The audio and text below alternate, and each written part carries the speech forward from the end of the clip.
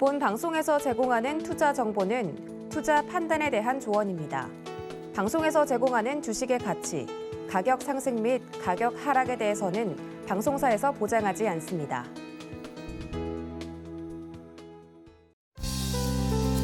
안녕하세요. 오늘장 내일장의 권민정입니다. 오늘 우리나라 지수 장중에 빨간불 계속해서 켜내면서 빨간불의 좋은 흐름 이어가고 있는데요. 코스피에서 기관이 순매수로 자리 잡으면서 개인과 외국인의 물량 받아내고 있습니다. 상승폭 좀 더 키워나가면서 2,471포인트 선까지 올라와주는 모습이었는데요. 코스닥의 경우는 외국인과 기관의 쌍끌이 순매수세 나타나면서 804선까지 상승폭 계속해서 키워나가고 있습니다. 현재 글로벌 증시 중앙권 빼고는 모두 다 상승 추세 보이는 모습인데요. 국내 기업 대부분이 상승세 보이고 있는 가운데 중국 최악의 폭염과 가뭄으로 인해서 양쯔강 수위가 1865년 이래 최저 수준까지 내려가면서 수력 발전에 영향을 미쳤다고 합니다. 일부 도시들이 전력난의 몸살을 앓고 있고 공장들이 가동을 중단하면서 생산 차질이 빚어진 것으로 풀이가 되는데요. 이로써 중화권 증시 하락을 이끄는 모습입니다. 다행히 국내권 증시는 이 중화권의 영향을 받지 않은 모습으로 빨간불 이어가고 있으니까요. 계속해서 상승 기조 이어갈 수 있을지 저희 방송과 함께 투자 전략 세워가시길 바라겠습니다. 저희 방송 유튜브를 통해서도 시청하실 수가 있습니다. 유튜브 검색창에 서울경제TV라고 검색해 주시면 실시간 방송 가능하니까요. 많은 관심 부탁드리겠습니다. 본 방송에서 제공해 드리는 정보는 투자 판단을 위한 조언일 뿐 해당 주식의 가치와 수익률을 보장해 드리진 않습니다. 그리고 서울경제TV와 서울경제신문은 당사의 브랜드입니다. 서울경제증권TV와는 무관하다는 점 꼭 기억해 주시길 바라겠습니다. 8월 25일 목요일입니다. 오늘장 내일장 본격적으로 출발합니다.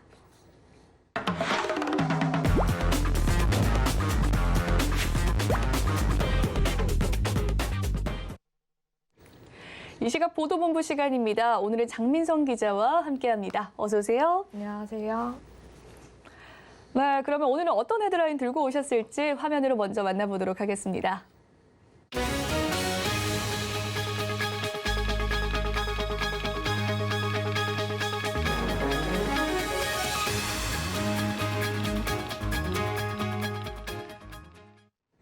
네, 한국은행 금융통화위원회가 오늘 오전이죠. 금리 인상을 단행했습니다. 4차례의 금리 인상이었는데요. 장 기자, 이 소식 먼저 전해주시죠. 네, 한은금통위는 현재 연 2.25%인 기준금리를 2.5%로 0.25%포인트 인상했습니다. 이에 따라 기준금리는 작년 11월, 8월과 11월, 올해 1월, 4월, 5월, 7월에 이어 오늘까지 1년 사이에 0.25%씩 6차례, 0.5%포인트 한 차례, 모두 2%포인트 높아졌습니다. 한국은행이 치솟는 물가와 원달러 환율 등을 고려해 사상 처음으로 4차례 연속 기준금리를 올린 건데요. 금통위가 기준금리 인상 기조를 유지하는 것은 아직 물가 오름세가 꺾이지 않았다고 판단했기 때문입니다. 물가뿐 아니라 한국과 미국의 기준금리 역전 현상도 인상의 중요한 배경이 되는데요. 미국 연방준비제도가 현지 시간 지난달 27일 연방공개시장위원회 정례회의에서 두 달 연속 자이언트 스텝을 밟은 뒤 미국의 기준금리는 한국보다 높아졌습니다. 한은으로서는 기준금리 인상으로 격차를 좁혀서 외국인 투자 자금 유출과 원화 약세, 환율 변화에 따른 수입 물가 상승 등의 위험을 최대한 줄여야 하는 상황인데요. 다만 다음 달 미국 연준이 최소 빅스텝을 밟을 가능성이 높은 만큼 곧 다시 미국 우위로 다시 뒤집힐 전망입니다. 네, 이와 더불어서 올해 물가 상승률 24년 만에 최고치를 기록할 것이다라는 전망이 내비치고 있는데요. 올해 물가 상승률이 어느 정도를 기록할까요? 네, 한국은행이 올해 소비자 물가 상승률 전망치를 5%대 초반까지 크게 올려잡았습니다. 동시에 올해 연간 실질 국내 총생산 GDP 성장률에 대한 눈높이는 2.6%로 낮췄습니다. 한은은 오늘 발표한 수정 경제 전망에서 올해 소비자 물가 상승률을 5.2%로 제시했는데요. 이는 지난 5월 발표한 기존 전망치보다 0.7%포인트나 높고 한은 소비자 물가 연간 전망치로서 1998년 이후 24년 만에 가장 높은 수준입니다. 하나는 이처럼 물가 상승률 전망치를 큰 폭으로 올린 것은 이미 6%를 넘는 소비자 물가 상승률과 사상 최고 수준인 4%대 기대 인플레이션율, 국제유가와 곡물 가격 불안, 보복 소비 등 수요 측 인플레이션 압박 등을 반영했기 때문입니다. 반대로 올해 경제 성장률 전망치는 2.7%에서 2.6%로 하향 조정됐습니다. 미국, 중국 등의 경기 하강에 따른 수출 증가세 둔화, 물가 상승과 이자 부담 등에 따른 소비 타격 가능성 등이 전망 수정에 영향을 미친 것으로 풀이됩니다. 한편 내년 소비자 물가 상승률과 성장률은 각 3.7%, 2.1%로 예상됐습니다. 네, 두 번째 이슈로 넘어가 보도록 하겠습니다. 최근 금리 인상과 인플레이션으로 인해서 글로벌 경기 침체 우려가 커지고 있는데요. 9월의 경기 전망도 부정적인 것으로 나타났다고요. 네, 그렇습니다. 전국경제인연합회는 지난 5일에서 12일 매출액 기준 600대 기업을 대상으로 BSI를 조사한 결과 9월 BSI 지수가 59.8을 기록했다고 밝혔습니다. 이 지수가 100 이상이면 전월보다 경기를 긍정적으로 보는 기업이 많다는 의미고요. 100보다 이하면 그 반대를 뜻하는데요. 글로벌 경기 운하들여 등 경영 불확실성이 지속되면서 9월 경기 전망도 부정적인 것으로 나타난 겁니다. 특히 지난 4월부터 6개월 연속 부진한 상황이어서 경기 부진 장기화가 이어지고 있는 것으로 분석됩니다. 네, 업종별 전망까지 좀 짚어주시죠. 네, 업종 분류는 제조업과 비제조업 모두 6월부터 4개월 연속 기준점이 100을 밑돌고 있습니다. 코로나19가 재확산하면서 대면 서비스업을 포함한 비제조업이 제조업보다 상대적으로 더 부진할 것으로 전망된 겁니다. 제조업의 경우 고금리, 고환율로 인해 생산성과 자금 사정이 특히 부진할 것으로 예측됐습니다. 세부산업별 BSI를 보면 대면 서비스업 위축 우려로 여가 숙박이 가장 부진할 것으로 전망됐습니다. 제조업 중에서는 섬유 의복이 소비 위축에 따른 판매 부진과 과잉 재고로 가장 상황이 좋지 않을 것으로 예측됐습니다. 조사 부문별 BSI는 고용을 제외한 생산성, 자금 사정, 투자, 수출, 내수, 재고 등 대부분이 3개월 연속 부정적 전망을 나타냈습니다. 특히 수출과 내수가 3개월 연속 동반 부진하는 것은 지난해 2월 이후 1년 7개월 만입니다. 정경련은 미국, 중국 등 주요 수출국 대상국의 경제 성장이 예상보다 부진한 가운데 국내 소비 심리도 6월부터 크게 악화되고 있어서 국내외 소비 위축이 우려된다고 밝혔습니다. 네, 다음 소식입니다. 요즘 엔화 가치가 많이 떨어져서 일본 직구를 사용하시는 분들 많으실 텐데요. 해외 배송비를 감안하더라도 한국보다 훨씬 더 싸다는 점 맞습니까? 네, 그렇습니다. 엔저 현상이 장기화되면서 해외 직구족들이 가격 메리트가 커진 일본으로 눈을 돌리고 있는 건데요. 올해 초 100엔당 1,030원대였던 환율은 지난 6월 4년 6개월 만에 가장 낮은 930원대까지 떨어진 뒤 지금도 970원대 안팎에서 움직이고 있습니다. 여기에 코로나 이후 일본 여행이 제한된 것도 일본 직구를 늘리는 요인으로 분석됩니다. 신한카드 빅데이터 연구소에 따르면 올해 1월부터 7월 신한카드 고객의 일본 직구 결제 건수는 전년 동기 대비 21% 증가했습니다. 같은 기간 전체 해외 직구 평균 증가율을 크게 웃돈 겁니다. 반면 같은 기간 미국 직구 결제는 거꾸로 16%나 줄었는데요. 달러당 1,345원까지 환율이 급등하면서 미국 직구의 가격 메리트가 사라졌기 때문으로 분석됩니다. 이용금액 기준으로도 일본 직구는 8% 증가한 데 반해 미국 직구는 8% 감소했습니다. 환율 흐름이 해외 직구 시장의 분위기까지 바꿔놓은 건데요. 한편 가격이 싸 인기를 끌었던 중국 직구는 지난 4월 코로나로 인한 주요 도시 봉쇄령으로 배송이 어려워지면서 이용 건수가 5%나 증가하는 데 그쳐 주요국 중 나홀로 일본 직구만 나홀로 독주하는 추세입니다. 네, 아무래도 여행을 못 가다 보니 직구로 많이 사용을 하는 것 같습니다. 일본 직구가 이렇게 늘어나다 보니 직구 시장의 분위기도 많이 바뀌었을 것 같은데요. 일본 직구 시장 상황이 어떻습니까? 네, 그렇습니다. 일본 직구가 급증하면서 배송이 늦어지는 상황도 자주 벌어지고 있습니다. 통상 당일 출고되던 물품이 일주일 이상 지연되기도 하는데요. 국내 1위 해외 직구 배송 대행 플랫폼인 몰테일에 따르면 올해 상반기 일본 직구 결제 건수는 전년 동기 대비 13.7% 증가했고 최근 2달 사이엔 20% 가까이 늘어났습니다. 몰테일 관계자는 최근 들어 물류량 폭증 등으로 대거 배송이 지연되고 있어 고객들의 민원이 많아졌다고 말했는데요. 늘어나는 일본 직구족을 겨냥해 직구 사이트들은 발빠르게 서비스 개선에 나서고 있습니다. 일본어를 모르거나 직구가 생소한 초보자들을 위해 원하는 물건 사진만 올리면 담당 직원이 물건을 찾아서 결제까지 해주는 등 구매 대행 서비스도 강화되고 있습니다. 한편 엔저 현상 속에서 가장 인기를 끄는 품목은 주류로 나타났습니다. 몰테일에 따르면 올해 상반기 일본 직구족들에게 가장 사랑받은 베스트셀러 품목에는 이탈리아 와인과 스코틀랜드 위스키가 상위권을 차지했는데요. 이 품목들은 일본 또 미국산 캘러웨이 골프채와 골프 장갑도 주문량이 많았습니다. 이들 품목은 일본산이 아니지만 달러 대비 엔화 가치가 1998년 이후 24년 만에 최저 수준을 기록하면서 일본에서 판매되는 가격이 한국보다 훨씬 저렴해졌습니다. 또 일본 모르칸 오일 헤어 트리트먼트나 시세이도 샴푸 같은 일본산 헤어 제품과 간장, 컵라면 등 식료품도 꾸준히 인기를 끌고 있습니다. 네, 오늘 이야기 여기까지 듣겠습니다. 이 시각 보도본부의 장민성 기자와 함께 이야기 나눠봤습니다. 말씀 잘 들었습니다. 네, 이어서 시황 상황 브리핑 해드리도록 하겠습니다. 먼저 코스피 지수부터 살펴보시죠. 네, 현재 코스피 지수 1% 넘는 상승세 보여주면서 장중에 고점 뚫어냅니다. 2,473포인트 선까지 올라온 모습인데요. 장 초반부터 꾸준히 우상향하는 모습 나타나고 있습니다. 다음은 코스피 수급 상황 살펴보시죠. 네, 오늘 코스피 기관이 끌어주는 하루였습니다. 어제는 기관 홀로 매도 모습 보여줬지만 오늘은 기관이 홀로 매수세 나타나면서 개인과 외국인의 수급을 방어하는 모습이었습니다. 코스피 시가총액 상위 종목 살펴보시죠. 네, 코스피 시가총액 상위 종목 전반적으로 1위부터 5위 종목 모두 빨간불 켜낸 가운데 대장주인 삼성전자 1% 가까운 상승률 보이기도 했으나 현재 소폭골이 달면서 0.85% 상승하고 있습니다. 59,500원 현재 가격 지나갑니다. LG 에너지솔루션은 계속해서 좋은 흐름 보여주고 있었죠. 오늘 1.6% 상승 흐름 나타나고 있고요. 458,500원 지나가고 있습니다. SK하이닉스 또한 강보합권, 삼성바이오로직스 1.93%로 큰 폭의 상승세 기록하고 있습니다. 다음 코스피 시가총액 상위 종목 6위부터 10위 종목 살펴보시죠.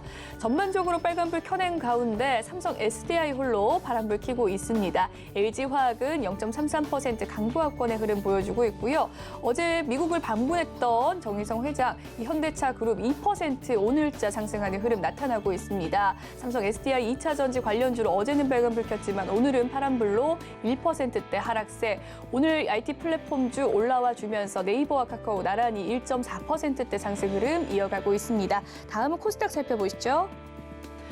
네, 코스닥 지수부터 살펴보도록 하겠습니다. 장중에 고점 뚫어내면서 1.6% 상승 흐름으로 805선 지나가고 있습니다. 네, 계속해서 살펴볼 종목. 코스닥 투자 주체별 매매 동향입니다. 기관과 외국인이 끌어주는 하루인데요. 기관이 316억 원, 외국인이 382억 원 물량 담아들이고 있는 가운데 개인 홀로 654억 원 물량 출하되고 있습니다.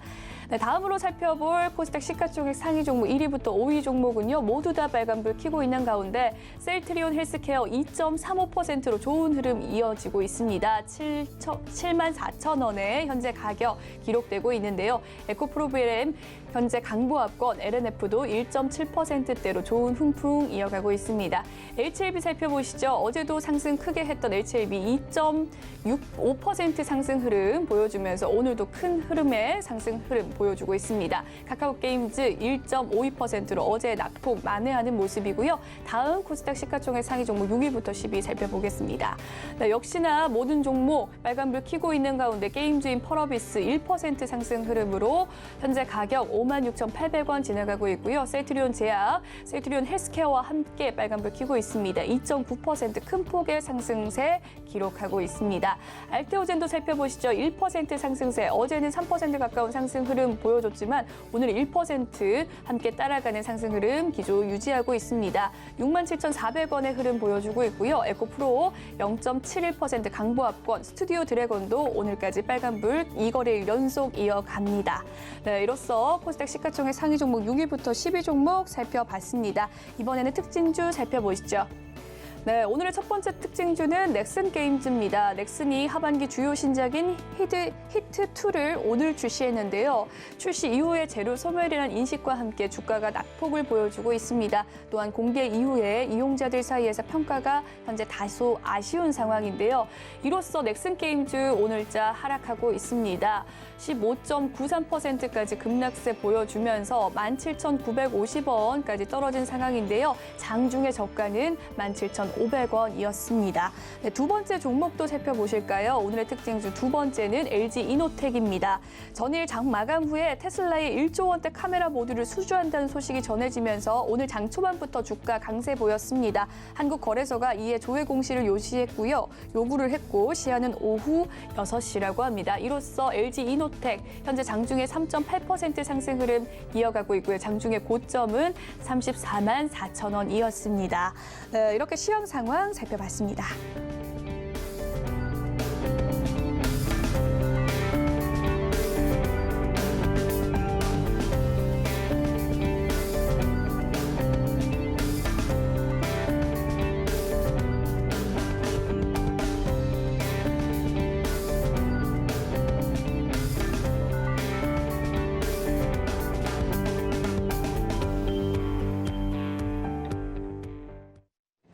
네, 이번에는 이 시각 외국인과 기관의 수급 상황 살펴보는 수급 포착 시간입니다. 오늘은 다올투자증권 영업부의 이송훈 차장과 함께합니다. 안녕하세요, 차장님. 네, 안녕하십니까? 네, 수급 상황 보고 왔습니다. 종목별 흐름은 어떻습니까? 네, 종목별로 본다고 한다면 지금은 뭐 IT 그리고 어떤 그 신재생 쪽으로의 좀 몰림이 있다라고 볼 수 있겠고요. 우선 가장 첫 번째 그 종목이 HMM입니다. 이 HMM 같은 경우에 이 어떤 특별한 이슈라기보다도 최근에 주가가 좀 많이 떨어졌던 데에서 저가 매수세가 좀 몰리고 있다라고 좀 생각이 되고 있고요. 지금 그 전에 뭐 이 정부도 지금 뭐 불법 공매도에 대한 부분에 있어서 단호하게 대처하겠다는 의지가 있으면서 그전에 뭐 공매도에 나왔을 때 HMM이 많이 거론됐었는데 뭐 그런 점에서 HMM의 이 어떤 그 저가 매수, 그러니까 투자 심리가 좀 좋아지는 모습이 좀 보여주고 있다라고 좀 생각이 좀 되고 있고요. 그다음에 이제 두 번째 호텔신라의 상승세 그 매수세도 좀 눈에 띕니다. 뭐 일본이 지금 코로나19 관련 입국 규제에 대한 완화 방침이 나와지면서 오늘 호텔신라뿐만 아니라 면세점 관련주가 전체적으로 좋죠. 뭐 신세계도 그렇고 현대백화점도 그렇고 이런 점에서 봤을 때 면세점 관련주로서의 호텔신라의 좀 매수세는 좀 눈에 띄는 상황으로 가고 있다고 볼 수 있겠고, 뭐 지금 이제 일본 같은 경우에 입국하거나 귀국할 때 뭐 72시간 이내 이 PCR 검사를 한 뒤에 음성 증명서를 받아 제출해야 되는 상황인데 뭐 이런 부분에 있어서 완화한다는 얘기도 나와주고 있는 상황이니까 이 면세점 관련주에 대한 관심도 높아지고 있다 이렇게 정리할 수 있겠습니다. 네, 종목별 흐름까지 살펴봤습니다. 그렇다면 차장님께서 포착한 특징 중 어떤 것이 있을까요? 우선은 지금 봤을 때 뭐 외국인도 그렇고 기관도 많이 사고 있는 이 JYP 엔터테인먼트를 관심 있게 좀 보이고 있는데요. 뭐 2분기 때 엔터 업체들의 실적이 그나마 좀 선방을 했죠. 저는 그 중에서도 JYP 엔터의 실적이 증가세도 제일 좋았었고, 내용 측면을 본다고 한다면 이 음원과 음반 쪽에서는 다른 엔터 업체들은 마이너스에 대한 부분을 보여주었는데, 오히려 JYP 엔터 같은 경우에는 음반과 음원 쪽, 한마디로 엔터 본업에 대한 부분을 충실하면서 2분시에 냈다는 거에 대해서 저는 긍정적이다라고 좀 생각이 되고 있고, 우선 단기적으로 봤을 때도 괜찮죠. 뭐 핵심 라인업이라고 하는 스테이키즈, 트와이스, 뭐 있지 같은 경우가 모두 이제 어떤 그 공백이 거의 없이 정기적으로 이제 앨범을 컴백을 한다는 점에서 저는 이번 분도 괜찮다라고 좀 생각이 되고 있고요. 뭐 그렇기 때문에 이 컴백 주기에 체계화됐다는 점에서 봤을 때 엔터 업체들의 전통적인 이런 이 불확실성 부분은 JYP 엔터 많이 좀 경감시키는 그런 상황이다라고 좀 생각이 되고 있습니다. 또 이제 뭐 본다고 하더라도 해외 프로모터와의 협업 같은 이 구조적 글로벌 확장이 지금 되고 있던 상황이기 때문에 JYP 엔터에 대한 관심을 좀 꾸준히 가져도 괜찮지 않을까라고 좀 생각이 되고 있고요. 우선 매수가는 61,000원, 목표가는 67,000원, 손절가는 54,000원 말씀드립니다. 네, 오늘 이성훈 차장의 포착 특징주는 JYP 엔터테인먼트였고요. 이에 따른 투자 전략 살펴봤습니다. 지금까지 다올투자증권 영업부의 이성훈 차장과 함께했습니다. 말씀 잘 들었습니다. 네, 감사합니다. 네, 오늘 시장을 주도해보는 업종과 이슈에 대해서 심층 분석해보는 마켓 로드맵 시간입니다. 오늘은 루크투자연구소 인순재 대표님과 함께합니다. 어서 오세요. 네, 안녕하십니까? 네, 한은이 사상 첫 4회 기준금리 인상을 단행했습니다. 뭐 환율과 물가를 고려해봤을 때 예상됐던 결과이기도 했지만요. 경기 침체 우려와 가계부채 가중이 좀 발목을 잡을 수 있다라는 우려가 생깁니다. 이번에 금리 인상에 따라서 국내 경제에 어떤 파급 효과를 줄 거라고 생각을 하시는지 핵심 이슈와 함께 전해주시죠. 네, 뭐 이번에 한은에서 기준금리를 이제 4회 연속 지금 올리는 그런 모습을 보였고요. 그래서 이번에는 이제 베이비 스텝을 인상을 하면서 기준금리가 2.5%까지 올라가는 그런 모습이었습니다. 뭐 기존의 시장에서 계속 뭐 한은에서 베이비 스텝을 할 것이다라는 뭐 예측치가 계속 나왔었고. 그거에 맞춰서 시장 예측치에 맞았기 때문에 시장에서는 뭐 일단 기준금리 관련된 이슈는 그렇게 생각보다 크지 않다라고 보여지고요. 이번에 이제 기준금리를 0.25% 올린 가장 큰 이유는 이제 가계대출, 그다음에 소상공인 자영업자 대출 부분을 감안한다라고 하게 되면 지금 뭐 국내 경제 여건상 빅스텝을 올리기는 여전히 부담스러운 상황이었다라고 보시면 될 것 같습니다. 뭐 그렇지만 뭐 한은에서 밝혔듯이 그 국내 그 경제 지표상은 여전히 좀 부진한 그런 모습을 좀 이어갈 걸로 예상을 하고 있습니다. 대표적으로 이제 물가 같은 경우는 지금 전망치를 지난 5월 달에 4.5%를 예상을 했다가 이번에 5.2%로 0.7%포인트를 상승을 했습니다. 물가 상승률 5%는 1998년 외환 위기 때 7.5%를 기록한 이후에 가장 높은 수준이다라고 보시면 될 것 같습니다. 그리고 내년 물가 상승률도 기존의 2.9에서 3.7%로 올리는 그런 이제 어떻게 보면 큰 폭의 인상이 이루어졌다라고 보시면 될 것 같은데요. 지금의 이제 물가 상승률이 쉽게 꺾이지 않을 것이다라고 이제 하는 층에서 계속 예상을 하고 있는 그런 상황입니다. 물론 이제 피크 여부에 대해서는 아마 그 9월이나 10월 정도에 피크가 되지 않을까라는 그런 이제 기대 섞인 전망치는 나오고 있지만 피크가 지났다라고 해도 내년 상반기까지는 아마 5%의 물가 상승률이 이어질 것이다라고 하는 게 일단 하는 측의 그 생각 아닌가라는 생각을 해보고 있습니다. 특히 뭐 최근에 이제 식료품 가격이 많이 올라가고 있습니다. 홍수에 의해서 농산물 가격이 올라가고요. 특히 수입 농산물 같은 경우는 지금 지난 2월 달에 그 계약했었던 물량이 지금 들어오면서 인상되는 부분, 여기에 최근에 달러 강세에 따라서 관련된 부분이 추가적으로 그러니까 물가가 올라가는 그런 두 가지 경우가 겹쳐 있다라고 보시면 될 것 같고요. 그러다 보면 현재와 같은 달러 강세가 지속이 되면 수입 물가도 올라가게 되고 그다음에 국내 물가 상승률도 쉽게 떨어지지 않을 것이다라는 생각을 해보고 있습니다. 여기에 하반기 이후에 지금 공공 서비스 요금에 대한 인상 관련된 얘기가 계속 지금 조금씩 나오고 있고요. 만약 공공 요금이 인상이 된다라고 하게 되면 물가 상승률은 하락하는 거는 좀 더 시간이 뒤로 미뤄질 수밖에 없는 그런 상황이다라고 보시면 되겠습니다. 이와 더불어 한은이 경제 성장률도 하향 조정을 했습니다. 기존의 2.7%에서 2.6%로 0.1%포인트 하락을 했고요. 내년 경제 성장률도 2.4%에서 2.1%로 0.3%포인트를 하향 전망을 했습니다. 그만큼 하반기 이후에 국내 수출 기업들의 수출 성장세가 좀 둔화될 것이다라고 지금 예상을 하고 있고요. 그렇게 가장 큰 이유는 글로벌 경기 둔화 우려감이 일단 가장 크다라고 보시면 되고요.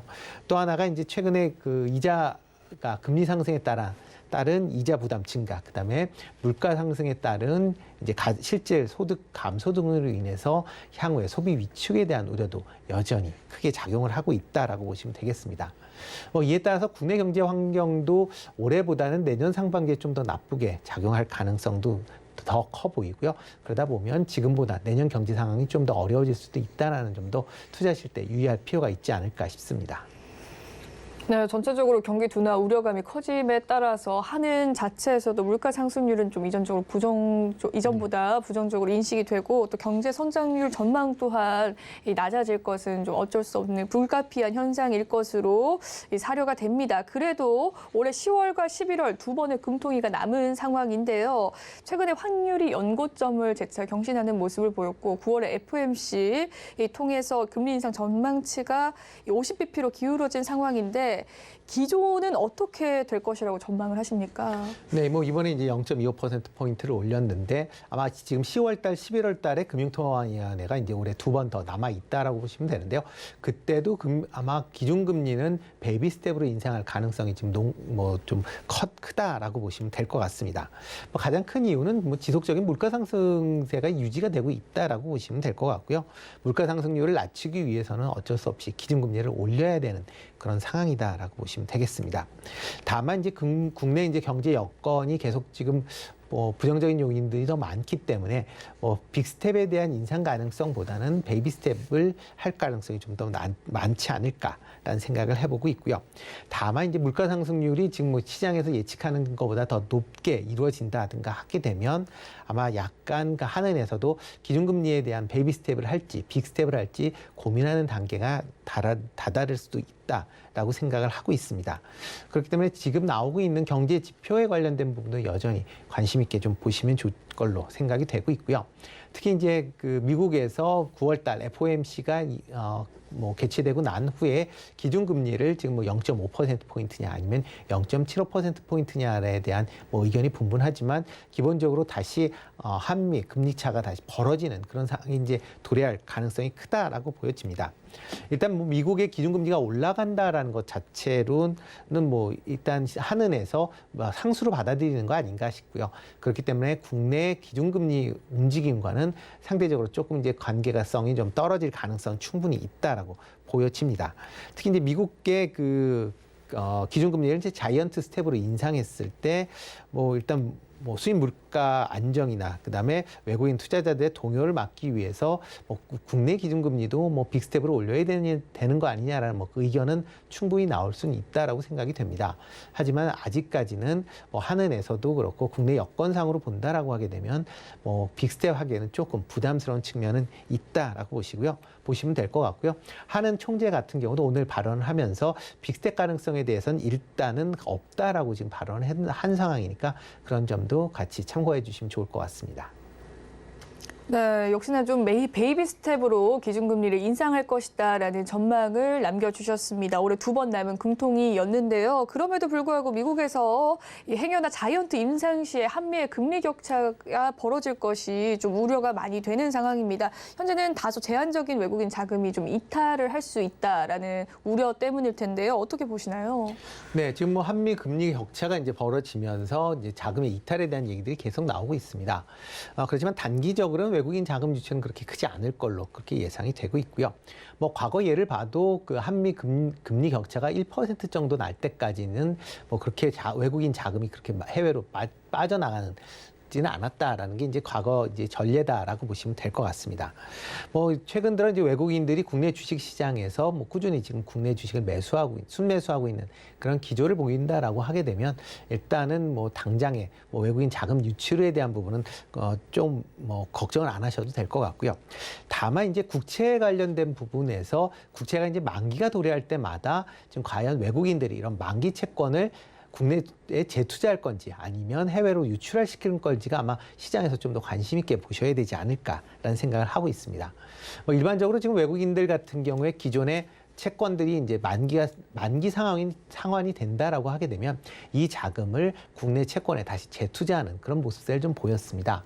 그렇지만 만약 이렇게 재투자되는 금액이 줄어들고 상환되는 금액 중에서 재투자되는 금액이 줄어든다라고 하게 되면 그만큼 자금을 이제 해외로 유출하고 있는 그런 상황이니까 그렇게 되는지 여부는 뭐 지금 당장보다는 한두 달 정도 상황을 좀 더 주시해 보실 필요가 있지 않을까라는 생각을 해보고 있습니다. 그렇기 때문에 지금 당장의 뭐 유출보다는 아마 그 미국의 이제 기준금리가 계속 상승을 하고 만약 국내 기준금리의 상승폭이 이를 못 쫓아갈 경우에 이런 채권들의 만기 때 재투자 여부를 좀 더 확인하시는 그런 전략이 필요하지 않을까 싶습니다.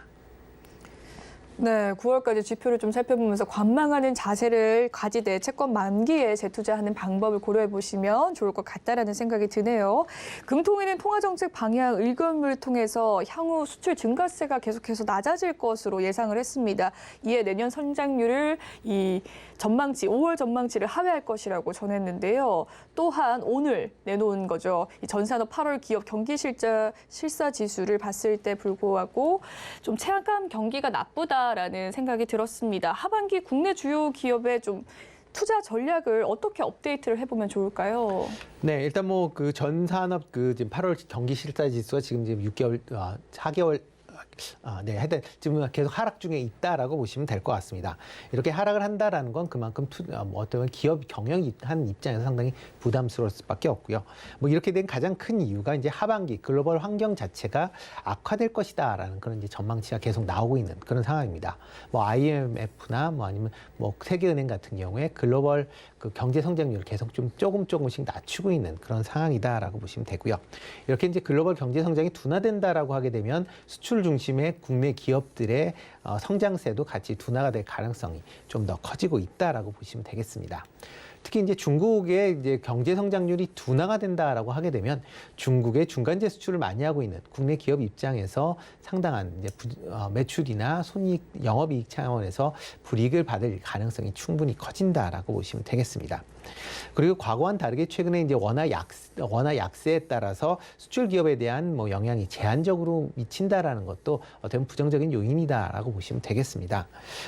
일단 그 기존의 이제 수출 기업들 자체가 글로벌화되어 있는 그런 경우가 많습니다. 그렇기 때문에 각국의 생산 시설을 갖고 있는 경우가 많아서 원화가 약세가 된다라고 해도 대부분 해외에서 달러로 거래가 되고 있어서 국내에는 국내 영업이익이나 매출에는 상대적으로 영향이 좀 덜 미친다라고 보시면 될 것 같고요.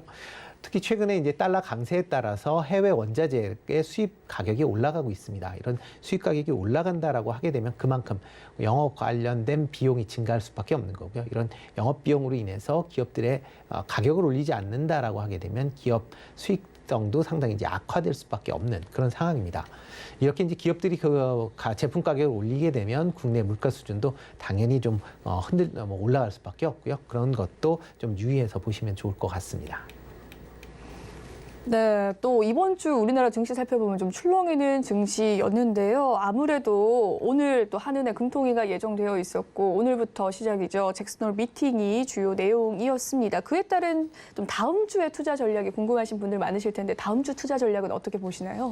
네, 뭐 일단 내일 밤이죠. 내일 밤에 하는 이제 잭슨홀 미팅에서 그러니까 파월 의장이 어떤 발언을 하느냐에 아마 좀 더 주목을 하실 필요가 있지 않을까 싶습니다. 뭐 지금 뭐 시장 내에서는 뭐 여전히 좀 엇갈리는 그런 반응을 보이고 있는데요. 기본적으로는 지난 7월 달 FOMC 회의에서 발언했던 것보다는 좀 더 매파적인 강경 발언을 할 것이다라는 게 시장의 우세적인 그런 반응이다라고 보시면 되겠습니다.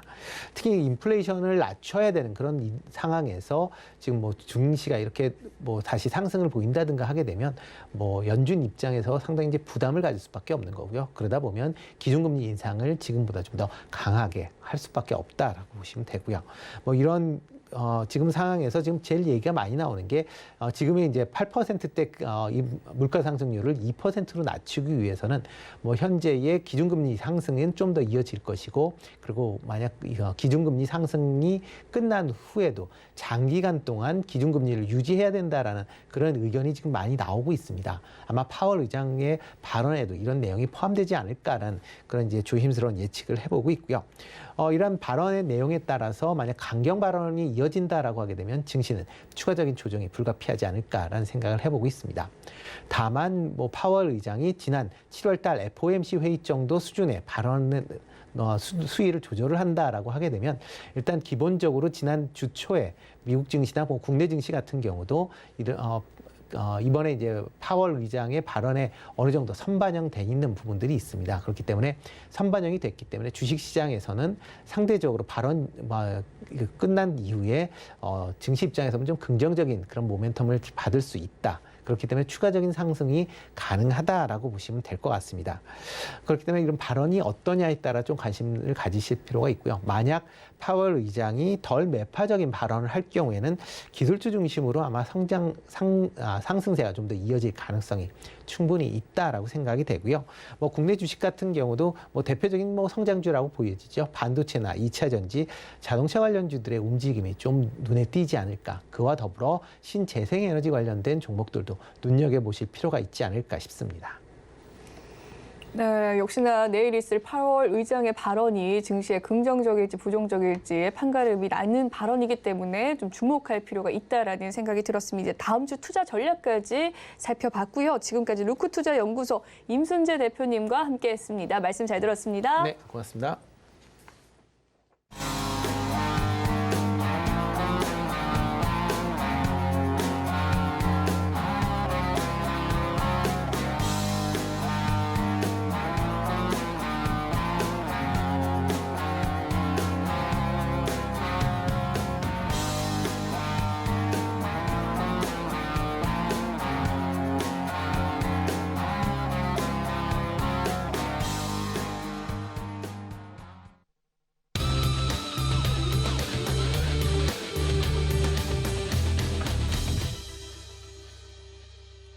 마켓 리더들과 함께 시장의 핵심 이슈를 살펴보는 이슈 칼럼 시간입니다. 오늘은 미중산업경제연구소 조용창 소장님과 함께 할 텐데요. 전화 연결되어 있다고 합니다. 안녕하세요, 소장님.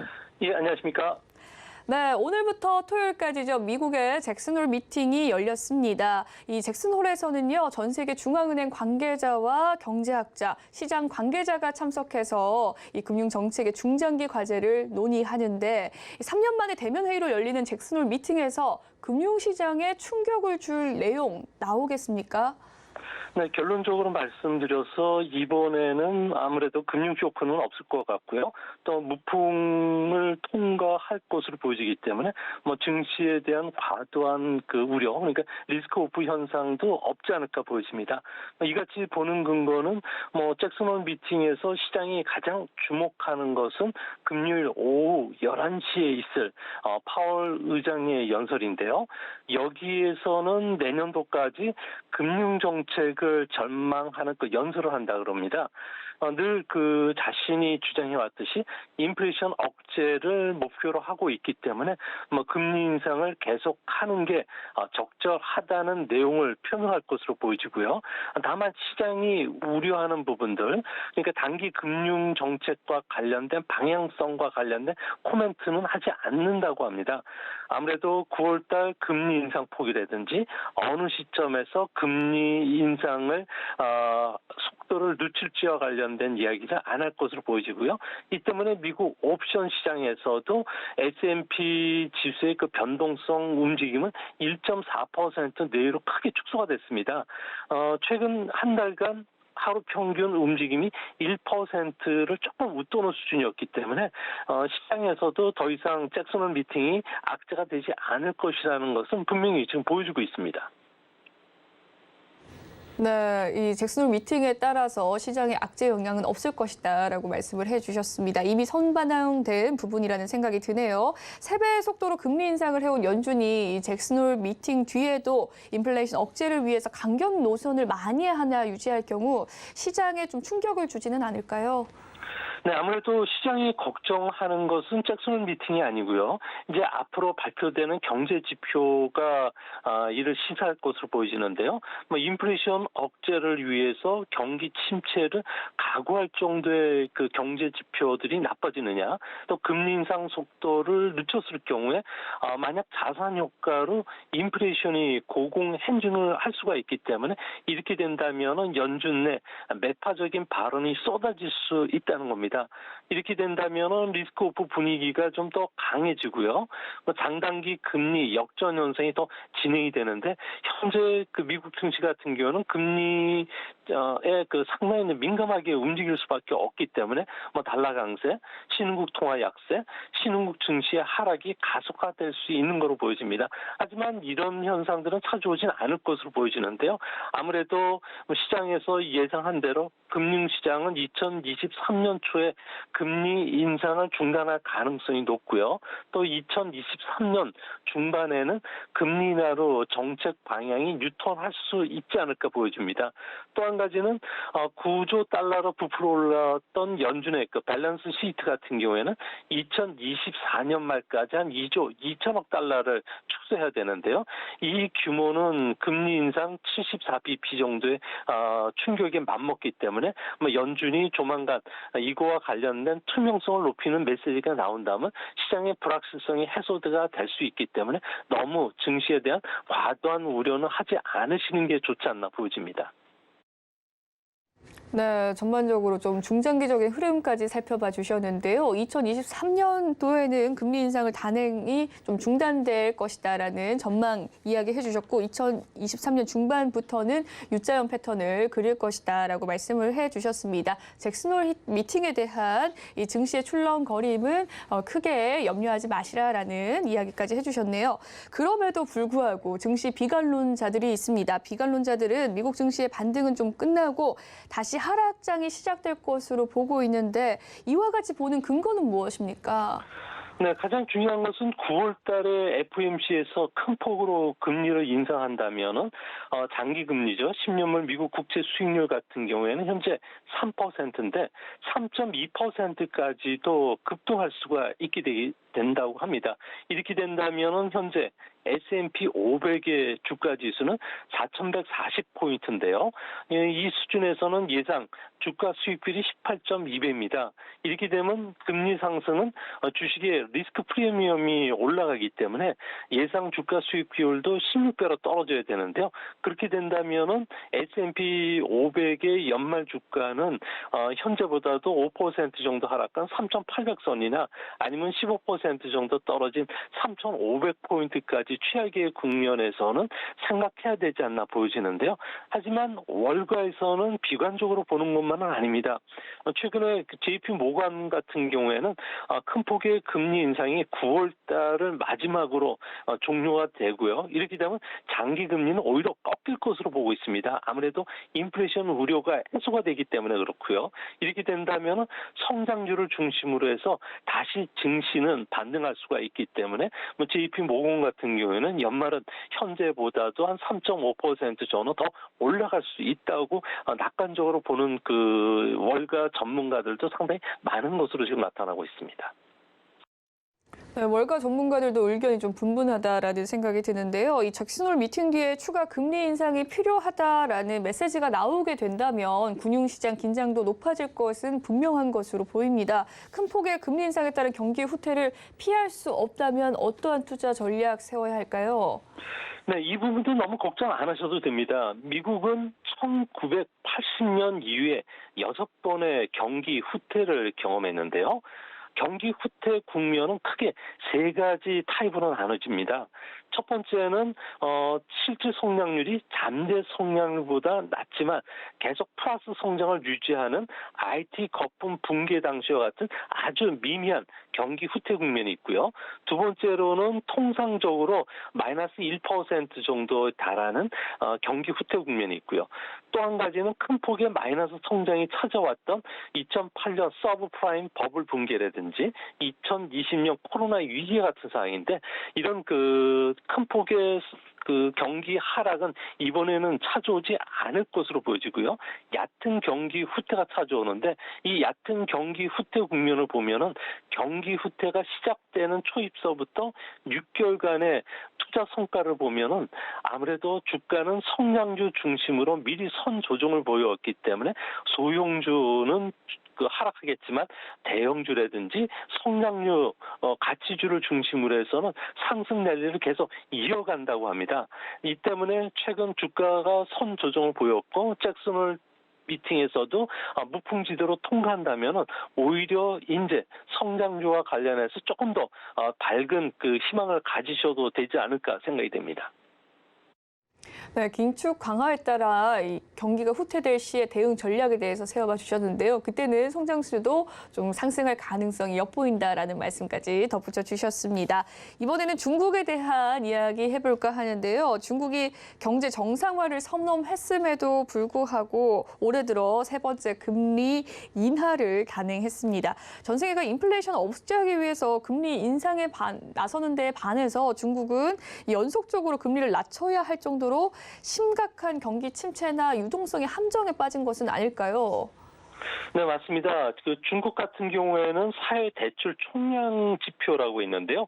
뭐 금융권의 모든 대출 그리고 주식 발행, 회사채 발행까지도 합친 내용입니다. 이게 6월 달과 7월 달을 비교했더니 30%나 급감을 했고요. 특히 중국 같은 경우에는 부동산이 상당히 중요한데 주택 가격이 폭락하다 보니까 개인 대출은 무려 63%나 급락을 했다고 합니다. 7월 달에 나오는 경제 지표를 다 추정을 해보면은 3분기에는 GDP 성장률이 마이너스 5에서 마이너스 10%까지 떨어질 수가 있게 되는데요. 이 때문에 경기 후퇴되고 부동산 시장도 위축이 되다 보니까 누구도 투자하지 않으려고 하는 그런 모습이 뚜렷하고요. 중국 같은 경우에는 올 가을부터 내년 상반기까지는 5년마다 찾아오는 권력층의 교체의 기간입니다. 이러다 보니까 5,700만 명의 공무원들 같은 경우에는 복지부동하고 있고요. 또한 300만 개 국영 기업들 같은 경우에도 연쇄 인사철을 앞두고서 투자를 전혀 하지 않는다는 겁니다. 여기에다가 개인들은 현금만 깔고 앉아 있으려다 보니까 아무리 금리를 낮춰도 돈이 돌지 않는 유동성 함정에 빠져들고 있기 때문에 내년 상반기까지는 중국 경제는 세계 경제와 상관없이 상당한 경기 후퇴 국면을 면치 못할 것으로 보여집니다. 네, 중국의 경기 후퇴는 좀 면하지 못할 것이다. 당연한 이야기다라고 말씀을 해주셨는데요. 경제 예측 기관이 보는 중국 경제 성장률의 전망은 어떻게 됩니까? 네, 중국의 미세먼지가 우리나라에 지금 날라오지를 않는지도 꽤 오래됐는데요. 그만큼 중국 경제에 힘이 빠져 있다는 그 반증입니다. 중국의 7월달 성장률 지표를 보면은 자동차 생산이죠. 그러니까 전기 자동차를 중심으로 한 보조금 지급 때문에 조금 그 활기를 찾고 있고, 그리고 수출을 제외해 놓으면은 모두 좀 침체 상태가 심각한 상황인데요. 이 때문에 블룸버그 같은 경우에는 경제 예측 기관들이 내놓는 중국의 올해 성장률과 관련해서 평균값을 내보니까 7월 경제 지표가 발표되기 전에는 4%였는데 3.8%까지 내려갔다는 겁니다. 여기에 비관적으로 보는 골드만삭스 같은 경우에는 3.3%를 3%까지 낮췄고요. 또 노무라 증권 같은 경우에도 2.8%까지 낮췄습니다. 이제 문제는 지금 중국은 폭염과 태풍으로 인해서 전력 부족이 아주 심각한 상황이고요. 또 공사가 중단된 부동산 그 개발 사업들이 워낙 많아지고 있습니다. 여기에 8월부터는 코로나 확진자가 다시 증가하고 있는데요. 이런 것을 종합해 보면은 올해 중국의 실질 GDP 성장률은 3%까지 떨어지고, 만약에 리스크 시나리오가 현실화된다면 2%대까지 떨어질 수 있는 상황에 직면하지 않을까 우려가 됩니다. 네, 중국의 경제 성장률 좀 낮아진다라는 이야기 해주셨고요. 자동차 생산 수출 외에는 전부가 지금 산업이 침체된 상황이다라는 점 확인했습니다. 궁금한 점은 이 중국 정부가 경기 하락을 막기 위해서 경기 부양책 계속해서 펼쳐냈는데도 불구하고 소비 부진의 이유는 무엇입니까? 네, 아무래도 소매 판매 같은 경우에는 그 매월 8% 전후로 성장해야지 중국이 돌아가는데, 최근에는 3%까지 뚝 떨어졌다는 겁니다. 아무래도 코로나가 재확산이 됐고요. 또 젊은 층의 실업도 늘어나고 있고, 또 부동산 가격 폭락이 가장 결정적인 영향을 끼쳤다고 합니다. 뭐 중국 같은 경우에는 그 코로나 정책으로 인해서 4억 명에 가까운 인구들이 집에 묶이면서 20대, 30대 젊은 층들 같은 경우에는 자유를 빼앗긴 경험이 없는데, 이번에 상당히 심각한 홍역을 겪었는데요. 이 때문에 코로나 이후의 중국 사회를 보면 별거와 실종, 이혼이 급증하고 있고요. 출산율마저 급락을 하고 있다고 합니다. 아무래도 폐쇄된 공간에서 60일 넘게 감금 생활을 하다 보니까 80년생, 90년대생을 중심으로 해서 서로의 그 본성을 목격하게 되면서 심각한 가정 문제가 터져나오고 있는데요. 이 때문에 가사 분담에 대한 갈등 문제, 가족 내 배려 부족으로 인해서 불만이 속출하다 보니까 개인 구매 의욕까지 뚝 떨어졌다고 합니다. 아무래도 이런 분들이 케이크 푸드라든지 K-뷰티 산업에도 악영을 끼치면서 8월 달에도 4개월 연속 우리나라의 대중국 무역 적자를 이루는 가장 결정적인 원인이었던 것으로 보여집니다. 네, 지금까지 미중경제산업연구소 조용찬 소장님과 함께 글로벌 증시 동향을 점검해 봤습니다. 말씀 잘 들었습니다. 예, 감사합니다. 네, 본방송에서 제공해드리는 정보는 투자 판단을 위한 조언일 뿐 해당 주식의 가치와 수익률을 보장해드리진 않습니다. 오늘 준비한 소식은 여기까지고요. 잠시 후 계속될 마감인발 60분의 승부도 많은 시청 부탁드리고요. 내일 이 시간에 펼쳐질 아리아리도 많은 시청 부탁드리겠습니다. 오늘 준비한 소식 여기까지입니다. 시청해주신 여러분 고맙습니다.